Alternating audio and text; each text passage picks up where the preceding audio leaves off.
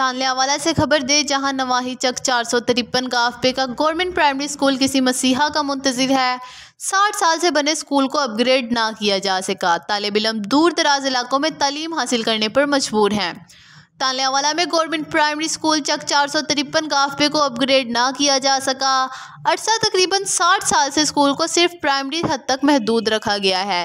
चक 453 गाफे primary school में उस्ताज़ा की कमी का भी सामना है।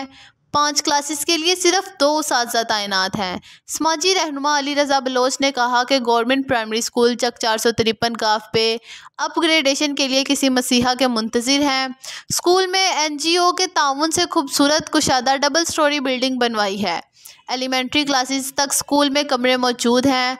उस्ताज़ा की कमी की वजह से बच्चे बेहतरीन तर्ज तालीम के जेवर से महरूम हैं। स्कूल में 2 उस्ताज़ा हैं। अब अगर एक सरकारी मीटिंग के लिए जाए तो बच्चों का कोई पुरसाने हाल नहीं। स्कूल अपग्रेड होने से गांव और मज़ाफ़ाती इलाकों के तलबा ज़ेवर तालीम से आरास्ता हो सकेंगे। अहले देहात ने वज़ीर आला पंजाब सूबाई वज़ीर तालीम से स्कूल को अपग्रेड करने का मुतालबा किया है।